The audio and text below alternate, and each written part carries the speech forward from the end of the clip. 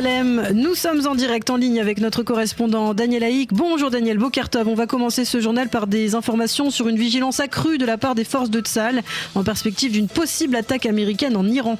Oui, effectivement, Ilana, au cours des derniers jours, le Premier ministre Binyamin Netanyahou a réuni plusieurs forums sécuritaires pour faire le point sur la situation, en particulier face à une menace iranienne qui ferait suite à une opération américaine contre le territoire iranien.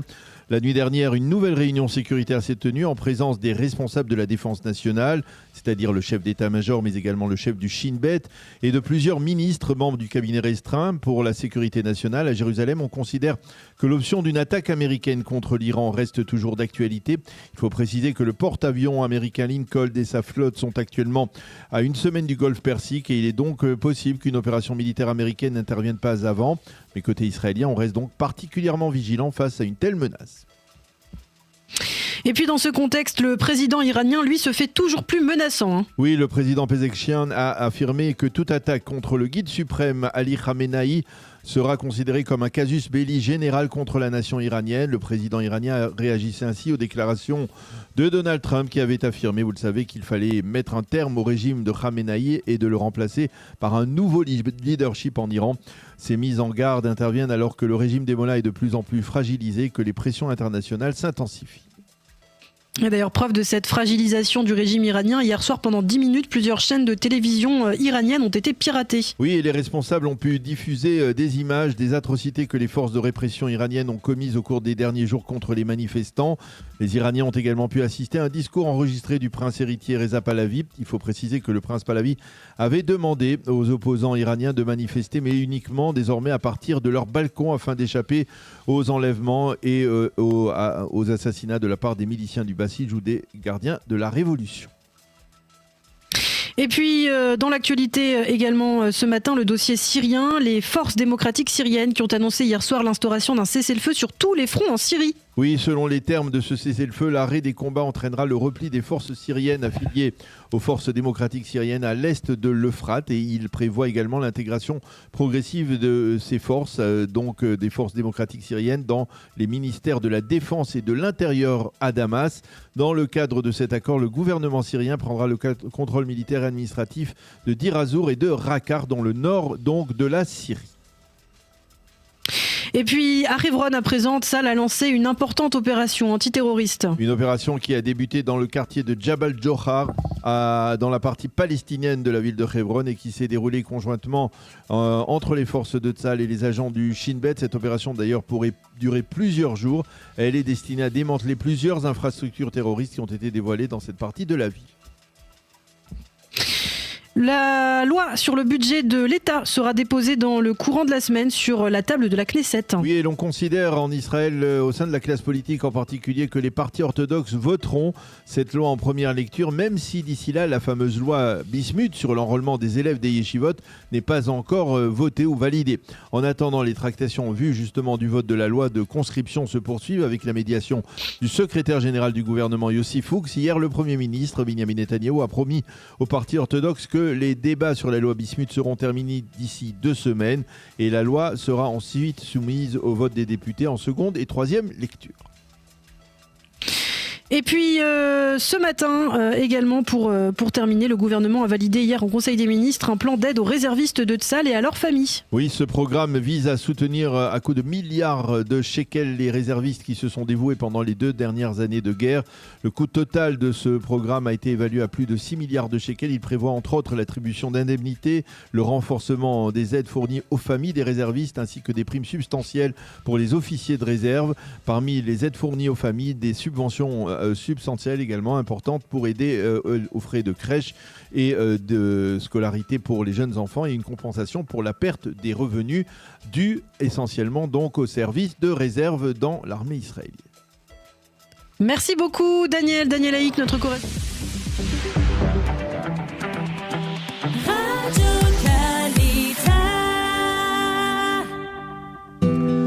page météo pour compléter ce premier journal d'information. Sachez que le temps sera encore pluvieux aujourd'hui, un peu sur le nord et le centre du pays. Mais les températures, elles, seront en baisse avec pour demain même du givre sur les véhicules et sur les hauteurs. Les températures prévues aujourd'hui, 11 degrés à Jérusalem, 15 à Tel Aviv et 20 degrés à Eilat.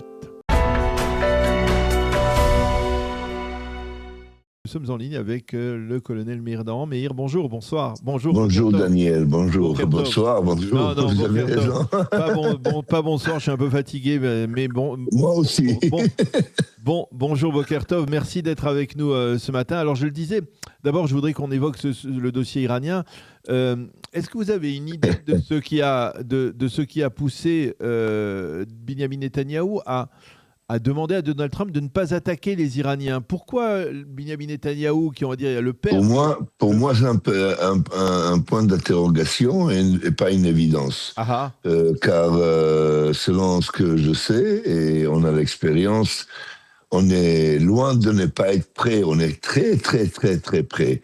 Je crois qu'il y a eu des raisons pourquoi tout ça a été ralenti.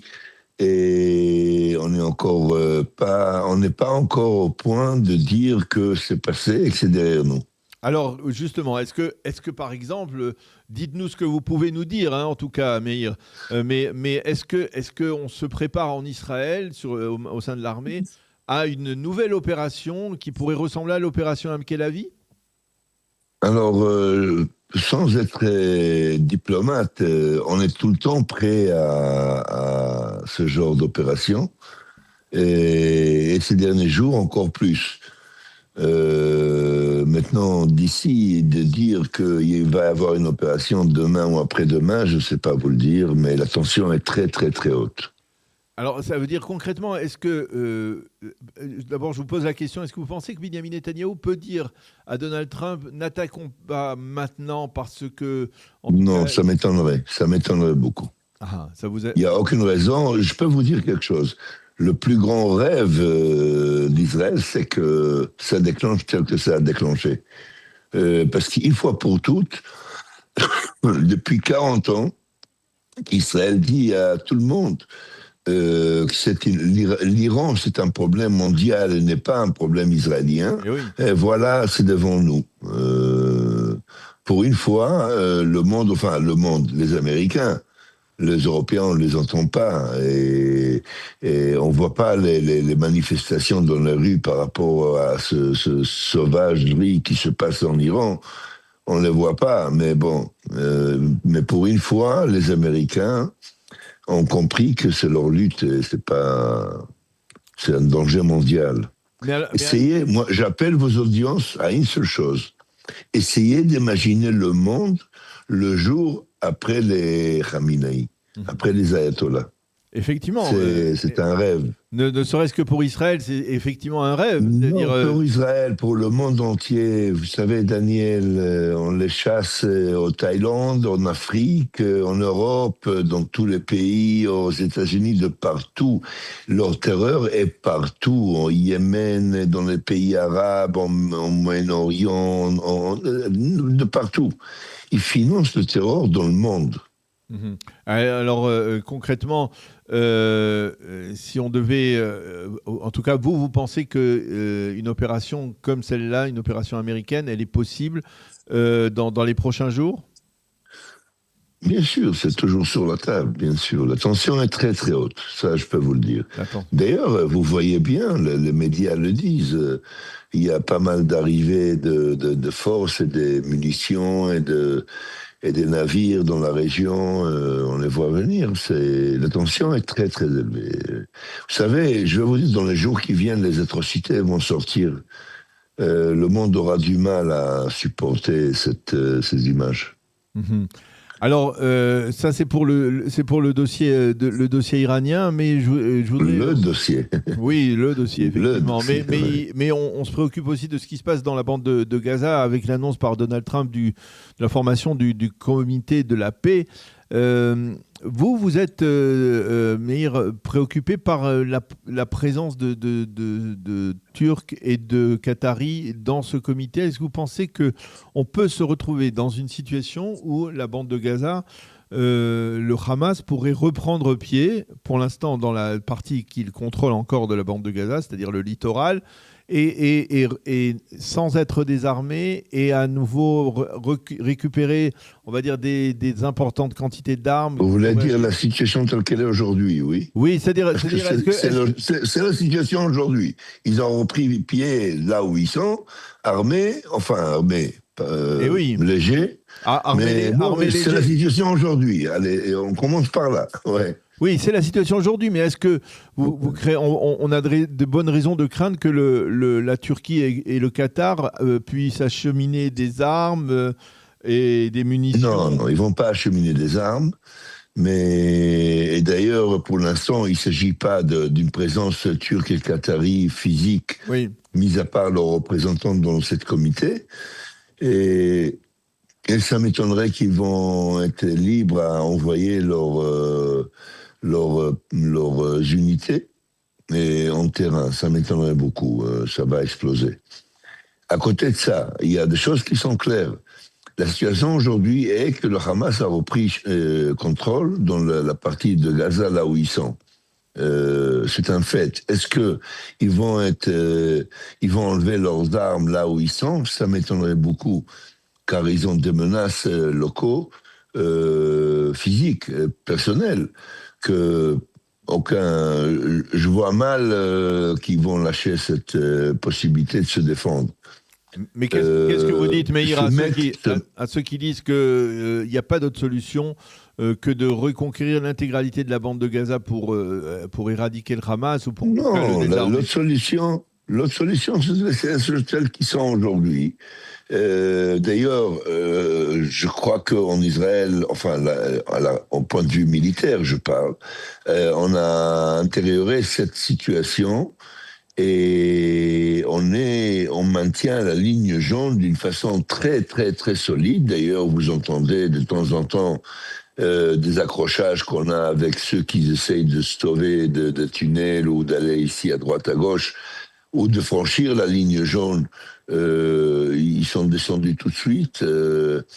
On maintient la ligne jaune d'une façon très très sévère et très stricte. Et pour nous, c'est la situation. Maintenant, qu'est-ce qui va changer cette situation? Il en faut beaucoup, beaucoup, beaucoup de choses pour que ça se passe. Et beaucoup de temps. Et concrètement, puisque Donald Trump a annoncé le passage à la phase 2, concrètement, Israël n'a pas l'intention, corrigez-moi si je me trompe, de se replier tant que le Hamas n'aura pas été désarmé, n'est-ce pas?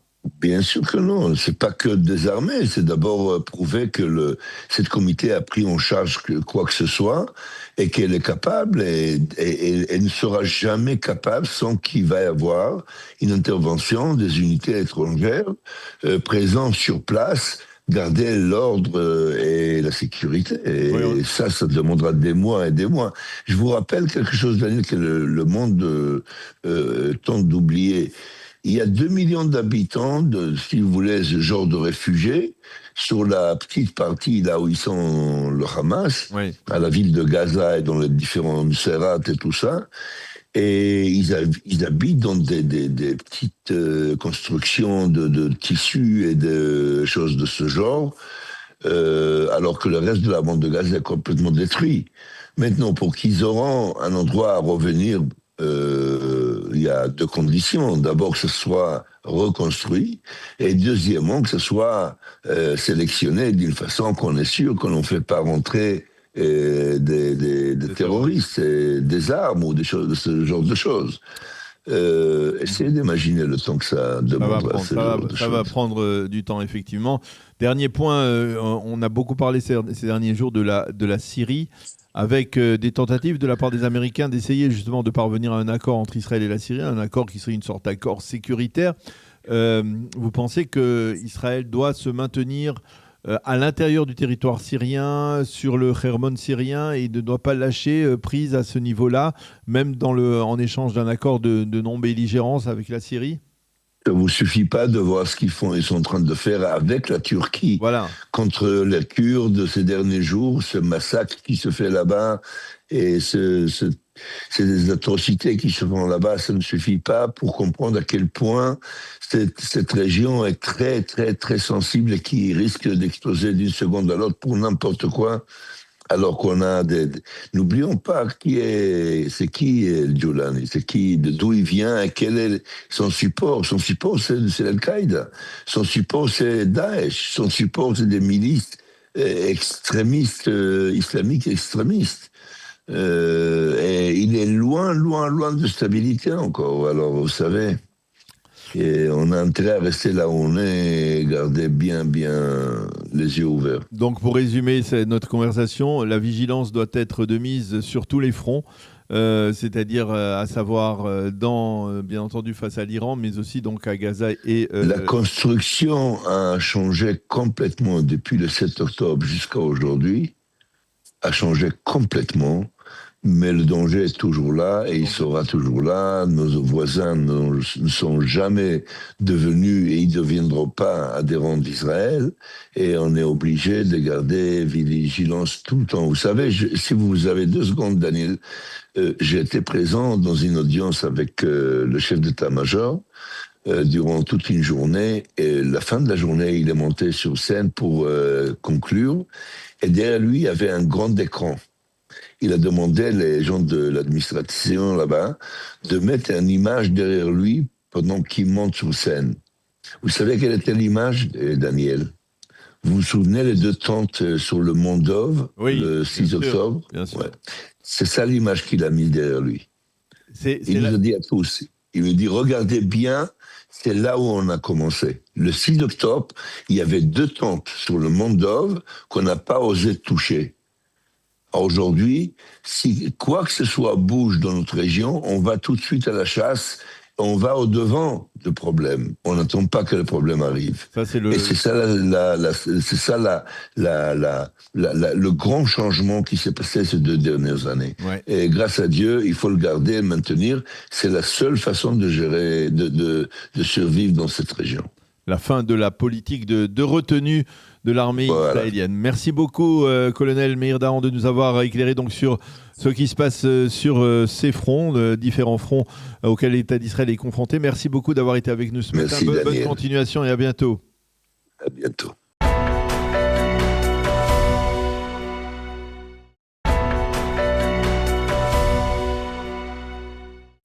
Et nous commencerons cette revue de la presse israélienne par le dossier iranien avec un guide suprême, Ali Khamenei, qui est dans le collimateur des Américains. Et en sous-titre, c'est ce qu'annonce le Yediot Aharonot qui écrit « Avant l'opération Am-Kelavi, Trump avait opposé son veto à l'élimination du guide suprême iranien, mais aujourd'hui, le son de cloche qui sort de la Maison-Blanche est nettement différent. Le président iranien Pezeshkian menace de sa part. Toute tentative de frapper le guide suprême sera considérée comme une déclaration de guerre.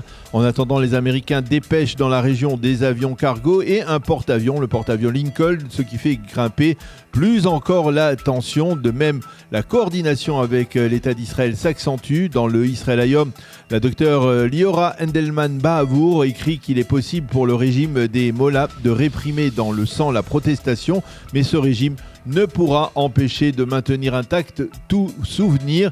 Et puis ce matin, la page d'ouverture du site Maariv est consacrée à la poursuite de la protestation en Iran. Le Maariv mentionne en premier titre que la télévision iranienne a été piratée par des protestataires et sur plusieurs chaînes iraniennes, il a été possible de voir pendant 10 minutes des images des exactions du régime contre les manifestants. Et parallèlement, on a pu voir également le prince héritier Reza Pahlavi qui appelle dans un discours à un renforcement des manifestations. Le Maariv fait également état d'une première brèche dans la muraille qui protège le régime iranien. Il y aurait en Iran une première vague de départ de responsables politiques iraniens vers l'étranger. Et puis ce matin, dans le site Ynet, une explication à la question pourquoi Binyamin Netanyahou a-t-il dissuadé Trump d'attaquer en Iran ? La réponse est que pour les responsables israéliens, la frappe que les Américains avaient envisagée n'aurait pas été fatale pour le régime iranien. Netanyahou a voulu suggérer à Donald Trump de mieux préparer l'opération afin qu'elle soit alors plus efficace. Et il n'y avait en aucun cas, précise-t-on à Jérusalem, de problème concernant le déploiement de missiles antimissiles Flèche ou d'autres systèmes de missiles de protection en cas d'attaque de missiles iraniens balistiques. En Israël, on affirme disposer de suffisamment de ces missiles Flèche 3 pour faire face à une attaque iranienne, même massive, contre les territoires israéliens. Et l'on explique que le gigantesque marché de vente de ces missiles Flèche 3 à l'Allemagne, qui a été conclu il y a quelques mois, n'affecte en rien les capacités défensives de Tsahal sur le territoire israélien. Le Israël Hayom a choisi de titrer ce matin sur le second titre principal dans la presse israélienne. Il s'agit du dossier gazaoui et ce titre se rapporte à l'annonce par Donald Trump du fameux comité de la paix et de sa composition. Le journal cite un haut responsable américain qui affirme que Binyamin Netanyahou savait pertinemment que le Qatar et la Turquie allaient entrer de plein pied dans la bande de Gaza via ce conseil de paix. Mais l'information centrale que le journal nous livre est que la prochaine étape pour les Américains à propos de Gaza, eh bien, ce serait une condamnation mondiale du Hamas dans le cadre peut-être du Forum économique de Davos et un forcing pour contraindre l'organisation terroriste à être totalement désarmée. Selon le journal, le Premier ministre Netanyahou aurait débattu avec les Américains des personnalités qui figureront dans ce conseil. Witkoff et Kouchner œuvrent actuellement à une plus intense participation du Qatar dans la reconstruction de la bande de Gaza. Quant aux critiques émises ouvertement par Binyamin Netanyahou quant à la composition de ce conseil de paix, elles sont surtout destinées à calmer l'aile droite de son gouvernement, en particulier les ministres Smotrich et Ben Gvir. Qu'écrivent les éditorialistes autour des derniers développements en Iran ? Nahum Barnea se penche sur l'annonce faite par Donald Trump de la formation du comité de paix pour Gaza et, comme à son habitude, il rejette la responsabilité de la situation à Gaza sur son ennemi juré Binyamin Netanyahou. Nahum Barnea écrit « Israël a échoué à Gaza et ne dispose pas de solution pour ce lopin de terre et pour les personnes qui y résident. Les appréhensions de Netanyahou face à l'entrée de la Turquie et du Qatar dans le Conseil de paix sont légitimes, mais l'alternative qu'il propose, à savoir la reconquête de toute la bande de Gaza par l'armée israélienne, est plus dangereuse encore, dixit Nahum Barnea. Avi Sakharov écrit toujours dans le Yediot Aharonot que la politique de Binyamin Netanyahou d'avant le 7 octobre, une politique qui considérerait le Hamas comme un atout face à l'autorité palestinienne, eh bien, semble se poursuivre même après le 7 octobre et cette approche est particulièrement dangereuse. Personne ne pourra prétendre alors que nous n'avons pas réveillé Binyamin Netanyahou, écrit ce matin. Donc, dans le Yediot Aharonot, Avi Issacharov, une information, un éditorial que l'on trouve en partie en première page du journal. Dans le Maariv, le général Uzi Dayan appelle à la reconquête de l'intégralité de la bande de Gaza afin de pouvoir alors désarmer le Hamas. Le Israël Hayom, lui, consacre un dossier entier à la nouvelle direction du Hamas dans la bande de Gaza. Et selon le journal, cette nouvelle direction serait composée de terroristes proches de Yihye Sinwar qui avait été relâché lors du marché qui avait permis la libération de Gilad Shalit en octobre 2011. Ceux-ci sont en train de restaurer les capacités du mouvement terroriste dans la bande de Gaza et au sein de Tsahal, on estime que le Hamas a dû nommer à des postes importants de direction des terroristes qui étaient sur le terrain et qui n'ont pas l'expérience nécessaire pour diriger convenablement le mouvement. L'Israël Hayom nous montre des photos des principaux dirigeants du mouvement tels qu'ils ont été présentés en tout cas ces derniers jours. Yoav Zeitoun, lui, se penche ce matin dans le Yediot Aharonot sur les tensions renouvelées le long de la frontière entre Israël et la Syrie. Et Tsahal met actuellement en garde l'échelon politique afin que l'on ne retombe pas dans des accords qui limiteraient le champ d'action des Israéliens le long de cette frontière. Et dans l'armée israélienne, on affirme qu'un accord politique comme celui que Trump voudrait faire signer à Binyamin Netanyahou et à Shara, le président syrien, un tel accord réduira toute marge de manœuvre et empêcherait des raids israéliens effectifs contre des positions du Hezbollah au Liban. Au sein de Tsahal, on espère pouvoir parvenir dans ce dossier à un accord qui ressemblerait plus à celui du cessez-le-feu au sud Liban qu'à celui du cessez-le-feu dans la bande de Gaza. Et puis le Yediot Aharonot nous annonce ce matin que c'est la commission des lois de la Knesset qui va débattre ce matin de la création d'une commission d'enquête sur les événements du 7 octobre. Et à cette occasion, les familles endeuillées et les organisateurs de la protestation ont l'intention de manifester devant l'entrée de la Knesset pour réclamer la création d'une commission d'enquête d'État. Les partis politiques de l'opposition ont d'ores et déjà annoncé qu'ils allaient boycotter les débats de la commission des lois et ils s'opposent à toute commission politisée, affirme-t-il. Et puis pour terminer, le Yediot Aharonot consacre un dossier ce matin, un dossier spécial au premier anniversaire de l'arrivée de Donald Trump au pouvoir, qui tombera demain, avec une première constatation. En entrant à la Maison-Blanche l'année dernière, Donald Trump a totalement bouleversé la donne et modifié du tout au tout son pays. Il a chassé des milliers de résidents illégaux, il a procédé à une révolution dans le domaine de la santé publique et il a enclenché une diplomatie étrangère qui fait grincer des dents chez de nombreux de ses alliés. Au bout du compte, en un an, Donald Trump a réussi à prouver qu'aux États-Unis, c'est lui et uniquement lui qui décide. Et on encadrait une analyse de Zev Abrahami de Berlin qui relate la réunion des Européens qui ne savent pas comment faire face à l'appétit dévorant de Donald Trump. C'est la fin de cette revue de la presse. Nous avons le plaisir d'être en ligne avec Amir Weitman. Amir, bonjour, Boker Tov. Bonjour, Boker Tov. Merci d'être avec nous ce matin. Je rappelle à nos auditeurs que vous êtes le président du groupe des libéraux au sein du Likoud. Et la première question, c'est une question qui peut interpeller, on va dire, beaucoup de gens en Israël, surtout ceux qui, d'une certaine manière, suivent Binyamin Netanyahou depuis qu'il a mis sur le devant de la scène le dossier du nucléaire iranien, le dossier iranien en tant que tel. Pourquoi, et est-ce que vous avez une réponse à nous fournir sur le fait que Binyamin Netanyahou aurait demandé à Donald Trump de ne pas attaquer l'Iran la semaine dernière ? Comment on peut expliquer une telle attitude de la part du président, de la part du Premier ministre ? Est-ce que vous pensez que c'est une information véridique ? Alors, je vais vous dire, c'est une très bonne question et je pense que la réponse est très importante pour le coup. Il faut savoir que dans ce genre de cas, en général, les gens qui parlent ne savent pas de quoi ils parlent, et les gens qui parlent pas, les gens qui savent de quoi ils parlent ne parlent pas. Oui. Donc, faisons extrêmement attention avec tout ce qui a été dit, ce qui n'a pas été dit.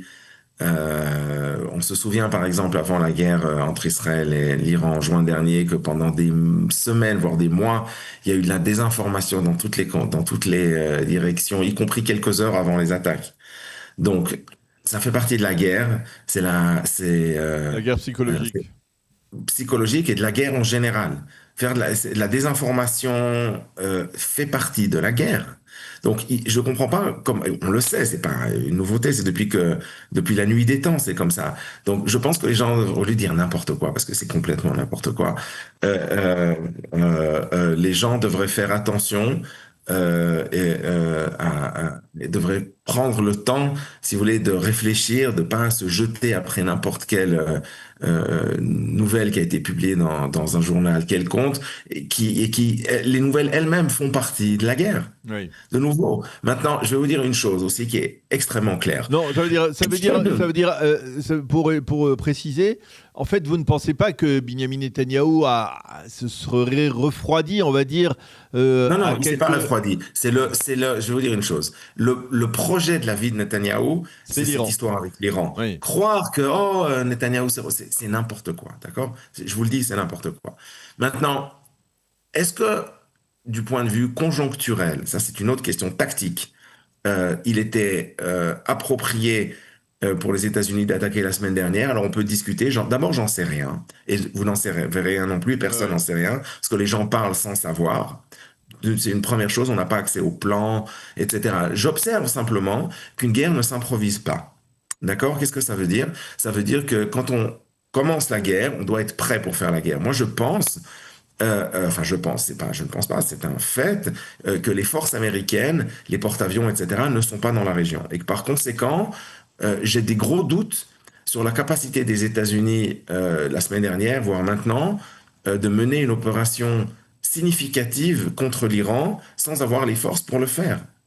Alors, faire un bombardement ponctuel, certainement, les États-Unis pouvaient le faire, mais faire une véritable campagne pour changer le régime, je ne pense pas. Voilà, c'est tout. Donc, si vous posez mon avis, et de nouveau, je peux me tromper parce que je n'ai pas accès à des informations secrète, évidemment, mais simplement sur l'analyse, je dirais, des informations qui sont publiquement ouvertes. Ok, je n'ai pas l'impression que les États-Unis avaient dans la région la semaine dernière, ou qu'ils aient maintenant, suffisamment de force pour mener une opération de l'ampleur de celle qui va être nécessaire vis-à-vis de l'Iran. Alors je vais poser... Israël n'était pas non plus prêt. Voilà, alors je vais poser la question autrement. Est-ce que vous pensez que dans ce contexte, il vaut mieux laisser les Américains faire le boulot et nous être un petit peu en retrait, ou alors Israël a la capacité de mener une opération, on l'a vu en juin dernier, de mener une opération visant à totalement déstabiliser le régime? Vous savez, je veux dire, le grand problème, c'est qu'en juin dernier, d'abord, c'était une opération qui se préparait depuis des années et des années. La préparation immédiate de cette guerre en Iran avait pris 6 mois, mais les plans, etc., étaient prêts depuis des années et des années et des années. Donc, c'est pas quelque chose qui s'est improvisé. Juste pour vous dire, pour vous le dire, je ne sais pas si les auditeurs le savent, mais même l'opération américaine, qui avait été appelée Midnight Hammer, oui, c'est-à-dire ce bombardement de Fordo, a été préparé depuis plus de 10 ans. Il y avait encore à l'époque d'Obama, où il était président, je ne sais pas si vous vous rendez compte.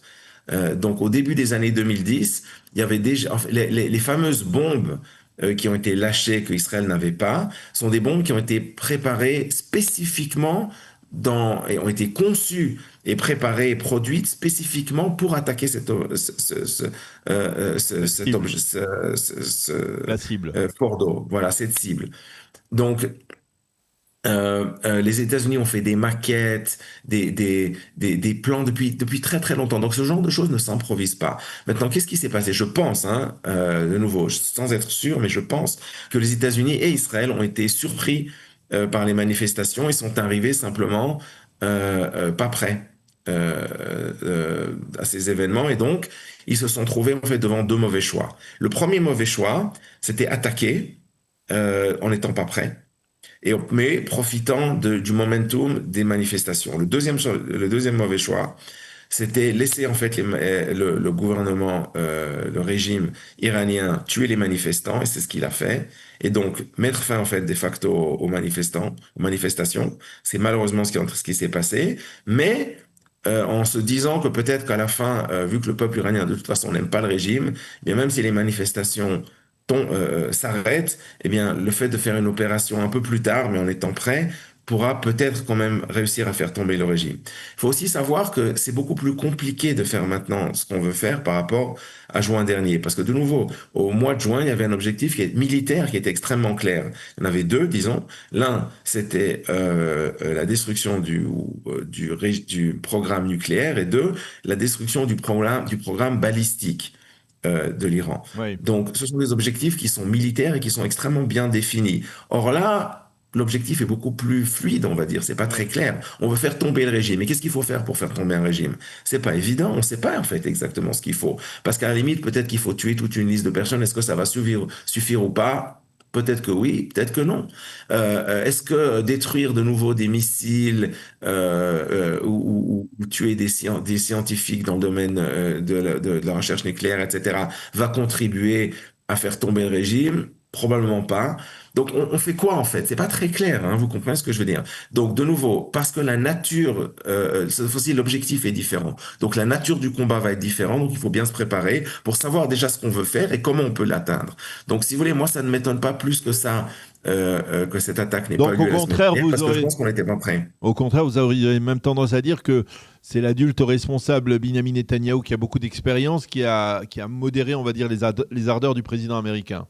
Peut-être, de nouveau, j'en sais rien, parce que je vais essayer je vais pas faire moi-même, si vous voulez, ce que je critique les autres pour faire. Donc, je vais être très prudent, parce que je ne suis pas sûr que Trump lui-même ait voulu faire cette attaque dans les conditions de la semaine dernière. Ce que je pense, c'est qu'il y aura quand même une attaque. De nouveau, j'en sais rien, mais je pense qu'il y aura quand même une attaque, mais simplement une attaque peut-être dans quelques semaines, dans 1 semaine, 2 semaines, 3 semaines, dans 1 mois ou 2, quand il y aura suffisamment de forces américaines et israéliennes dans la région et que les objectifs soient plus clairs. Ok. Alors ça c'est très très clair justement, mais je voudrais avoir votre appréciation sur ceux qui disent que, eh bien, Binyamin Netanyahou attendrait le moment opportun pour participer à une frappe, contre l'Iran pour ensuite faire valoir cet acquis et ce succès face à l'Iran à la veille d'élections législatives pour essayer de remporter la mise sur le plan électoral. Non, on peut pas se permettre de jouer avec des choses comme ça. C'est pas sérieux. Parce que d'abord, il s'agit de la guerre. Et puis, on peut pas contrôler exactement quand Non, va la mais guerre. je dis pas que Benjamin Netanyahou va faire une attaque parce qu'il y a des élections qui sont à l'horizon, mais je dis qu'il profiterait de l'attaque pour ensuite peut-être devancer des élections et en profiter sur le plan électoral. Les élections, de toute façon, seront au plus tôt en juin, au plus tard en octobre. Ça change déjà plus grand-chose. Et même s'il y a des élections par aventure en juin, si le gouvernement tombe, le régime iranien qui tombe maintenant, vous savez, en juin, c'est très, très, très, très, très loin. Personne se souviendra même de ce qui s'est passé. C'est comme ça. Comment dire, l'agenda des élections se décide à la toute dernière minute. Je ne pense pas que ce soit ça qui ait une influence significative sur le déroulement des élections. Peut-être à la marge, mais pas plus. Alors, une question véritablement d'ordre politique. Vous avez le sentiment, parce que là, on en parle maintenant avec plus d'acuité, que Benjamin Netanyahou va aller jusqu'au bout finalement pour faire voter cette loi sur l'enrôlement des élèves des yeshivot et ensuite obtenir le soutien des orthodoxes pour faire voter le budget de l'État? C'est ce qu'on dit. Moi, je reste très sceptique, mais... Pourquoi voilà. Pourquoi vous êtes sceptique? Parce que j'ai pas l'impression qu'il y a vraiment une majorité. Parce que c'est trop compliqué il y a la quadrature du cercle, ça. Faire en sorte que à la fois tous les Haredim, les ultra-orthodoxes d'un côté, et tout le Likoud et les membres du parti du sionisme religieux de l'autre votent pour la même loi, ça va être très très compliqué. Surtout que pour dire la vérité, la législature arrive quasiment à son terme. Oui, et là, finalement, on est dans une situation où enfin, chaque député a intérêt à montrer... Pourquoi? Exactement. Pourquoi? Pour obtenir encore quoi? 2 mois, 3 mois, 4 mois au maximum, même pas. Ça vaut pas la peine. Donc, je suis très sceptique. Maintenant, je peux me tromper parce que j'entends de plusieurs directions que le Premier ministre veut faire passer cette loi et veut que les élections aient lieu, en tout cas en septembre, voire en octobre. Peut-être, mais de nouveau, je reste extrêmement sceptique. Mais on va voir à l'usage dans les 2-3 semaines qui viennent. Un dernier mot, vous suivez les sondages, Amir, sur les résultats des élections ou vous en écartez? Bien sûr. Je regarde, mais ça m'intéresse que moyennement. Oui, parce que ces sondages, ils sont que l'on se place, par exemple, dans certaines chaînes de télévision, ils sont bien plus favorables au Likoud, qui obtiendrait presque 33 mandats comme il en a aujourd'hui, et une coalition gouvernementale telle que celle qui est actuellement au pouvoir. Mais d'un autre côté, il y a dans les sondages qui sont beaucoup plus mitigés. Quel regard vous portez sur les sondages? Vous leur faites confiance? Alors moi, je ne crois pas dans les sondages de Arutz Arbaez, de la 14e chaîne. Vous croyez pas? De Filbert. Non. Non, parce que je vois les gens autour de moi et j'y crois pas. C'est-à-dire, vous dites qu'il y a moins de soutien que de la firme. Non, je pense que les sondages qui sont publiés pour le coup par la chaîne 12, 13, etc. sont plus fiables. Ça ne veut pas dire qu'ils sont à 100% fiables, certainement pas. Mais je pense qu'ils ont l'air beaucoup plus fiables pour la simple et bonne raison que je vois qui sont les gens qui sont au milieu. Ils sont pas contents du gouvernement actuel, ils sont pas contents du Likoud, ils sont pas contents, ils voteront pas. Oui. En tout cas, ils voteront pas pour le Likoud. Donc je vois pas très très bien d'où viennent ces masses de gens qui voteraient comme la dernière fois. La dernière fois, je voyais les gens qui allaient voter pour le Likoud. Là, je les vois pas. Donc et si vous voulez, moi, je suis quand même relativement bien placé de ce point de vue-là, parce que voilà, les gens qui sont ma base, on va dire, on va dire la bourgeoisie urbaine de centre-droite, libérale. Ces gens-là, on les a perdus pour la majorité, pas tous, mais dans la majorité, on les a perdus. Donc, ce sont ces gens-là qui ne voteront pas. Donc, si vous voulez, pour les ramener, ben, il faut beaucoup, beaucoup, beaucoup de réussite jusqu'aux élections. Il faut surtout terminer l'histoire à Gaza qu'on n'a pas terminée. Il faut montrer quelque chose d'autre. C'est pas encore complètement perdu, mais j'ai quand même l'impression nettement que le Likoud va aller dans l'opposition, ou alors que personne n'arrivera à faire de gouvernement. Eh bien, on va en rester là. On aura bien entendu l'occasion de se reparler au cours des prochains mois, justement lorsque cette échéance électorale approchera. Merci beaucoup, Amir Weitman, président du groupe des libéraux au sein du Likoud. Merci beaucoup d'avoir été avec nous ce matin. Bonne journée, bonne continuation et Chodesh Tov. Chodesh Tov. Combien de fois avons-nous entendu les responsables de l'autorité palestinienne promettre une réforme des manuels scolaires ? 10 fois, 50 fois, peut-être même des centaines de fois. Sur le terrain, rien, ou presque. Le chercheur israélien Arnon Gross étudie ces manuels depuis 25 ans. Son constat est clair, les livres n'ont pas changé. Ils restent proches de l'idéologie du Hamas. Et 3 messages dominent. D'abord, le refus total de l'existence d'Israël. Le pays disparaît des cartes. À sa place, un seul nom, l'État de Palestine. Le mot Israël est remplacé par l'occupation sioniste. Ensuite, la diabolisation des Juifs, présentés comme ennemis de l'islam, parfois comme alliés du diable. Leur histoire en terre d'Israël est niée. Enfin, l'appel à la violence, la lutte armée est présentée comme légitime. Le djihad et les terroristes sont glorifiés. La destruction d'Israël est même parfois suggérée. Pourtant, les promesses continuent. Hussein al-Sher, le bras droit d'Abou Mazen, affirme que les choses évoluent, et la vraie raison de ces déclarations n'est pas idéologique, elle est financière. L'Union européenne finance largement le système éducatif palestinien, et malgré les demandes répétées d'Israël de conditionner ses aides à de vraies réformes, l'Europe continue de payer, en fermant les yeux et en faisant semblant de croire aux promesses des Palestiniens. En 2025, un projet de réforme plus sérieux a été étudié. Le chef de l'autorité palestinienne a même reçu des exemples de livres, mais il a exigé des modifications qui sont contraires au principe de tolérance. Le projet a donc dû être enterré. La paix, ce n'est pas seulement déposer les armes et renoncer à la violence, c'est aussi changer les idées, changer les discours, changer ce qu'on enseigne aux enfants. Et ce changement doit commencer dès le plus jeune âge. Aujourd'hui, les manuels palestiniens ne préparent pas à la paix, ils entretiennent la haine et nourrissent le conflit.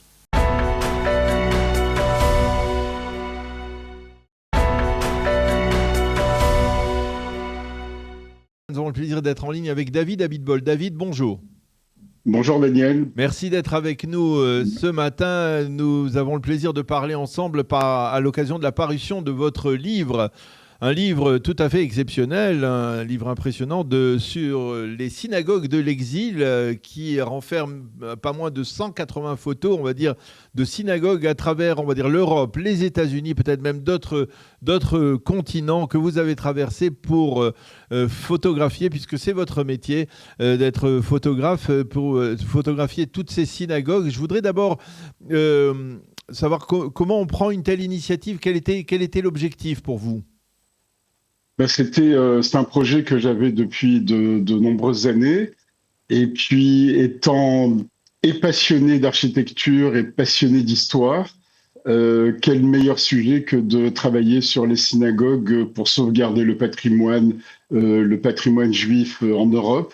Donc, dans mon livre, il y a 85 synagogues. Il y en a 80 en Europe et 5 en Amérique du Nord, à New York et une à Montréal.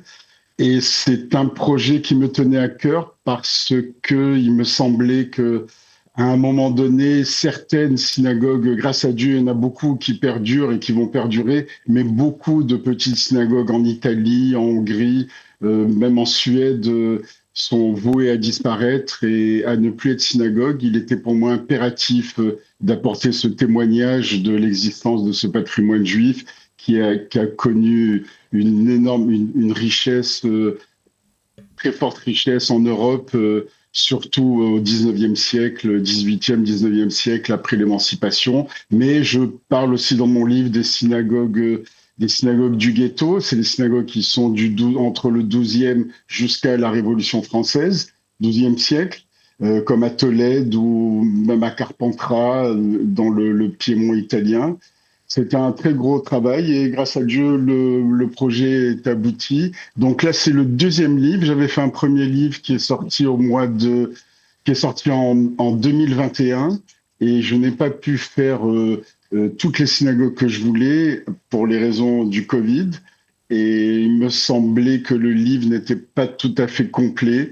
Et il y a 2 ans, je suis reparti pour faire un livre, pour que le projet soit complètement abouti. Alors bien entendu, il s'agit des synagogues qui existent encore en tant que synagogue, même si elles ne sont peut-être pas fréquentées obligatoirement, c'est cela ?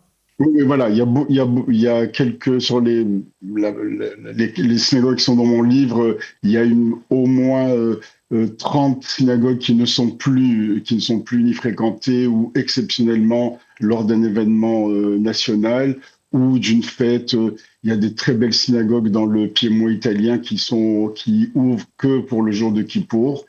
Et puis, il y a aussi les très belles synagogues qui sont là, la synagogue de Rome, de Florence, de Budapest, de Paris, de Bordeaux, de Londres, de Liverpool, qui sont toujours là, bien sûr, mais qui ont une histoire. Ça me tenait à cœur de raconter, au-delà des photos, je voulais raconter les histoires de ces synagogues. Donc, je parle des communautés juives dans chaque pays, dans chaque ville, jusqu'à la construction de la synagogue.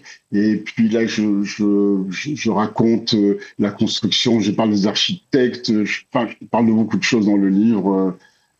Alors si je comprends bien, il y a des photos de la synagogue et il y a l'histoire de cette synagogue, c'est cela, à chaque fois ?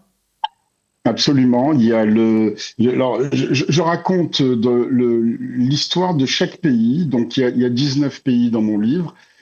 Et je parle de la ville, donc des conditions géopolitiques, des conditions, même des conditions difficiles où il y a toujours eu cette trame d'antisémitisme depuis la nuit des temps. Et donc je raconte l'histoire des communautés, de comment elles ont évolué jusqu'à la construction de la synagogue. Et c'est des très très belles synagogues qui ont été construites en Hongrie, en Autriche, enfin partout malheureusement. Alors avec les événements. Justement, il y a les synagogues qui existent aujourd'hui, mais il y a tout un pan de l'histoire qui malheureusement a disparu avec la Shoah et la destruction. Est-ce que, c'est-à-dire, vous ne le mentionnez pas dans votre livre ? Le but c'était de recenser les synagogues qui existent aujourd'hui, c'est cela ? Non, les synagogues qui existent, mais et surtout celles qui ne sont plus synagogues. Alors elles existent, bien sûr, mais elles ne sont plus synagogues. Il y a encore tous les vestiges d'un judaïsme glorieux qui étaient là.